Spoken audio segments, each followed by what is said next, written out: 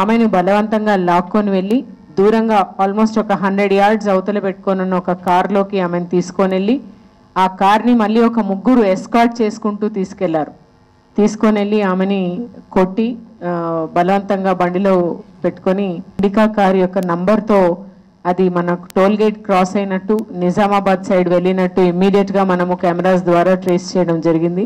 Entire ఈ A1 Medipalli Srinivas, తర్వాత చిల్కలపల్లి సాయిరామ్, తర్వాత రాజిరెడ్డి, వీళ్ళ ముగ్గురిని అంబర్పేట్ పోలీసు వారానికి ఒకసారి వచ్చి ఒక 2-3 వేసుకొని ఇక్కడికి వచ్చి ఆయనను అడిగిపోతూ ఉన్నాడు. నేను ఇచ్చే పరిస్థితుల్లో లేను, నేను లాసెస్లో ఉన్నానని ఈయన చెప్పడము. 1 లక్ష రూపాయలు రిటర్న్ చేసిండ్రు, మిగిలినది ఇంకా రిటర్న్ చేయాల్సి ఉంది.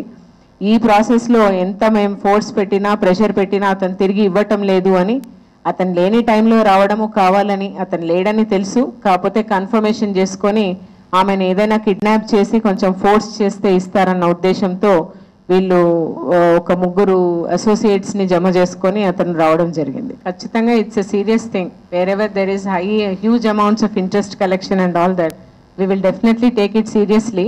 బట్ ఏమంటే వేరే ఉద్దేశం లేకుండా నిజంగా ఎక్కువ బాధిస్తున్నారు, కంటిన్యూస్ కంప్లైంట్స్ ఉన్న వాళ్ళ మీద, అంటే అన్ఆథరైజ్డ్ కంప్లైంట్స్ ఉన్న వాళ్ళ మీద somebody should come forward and give the complaint.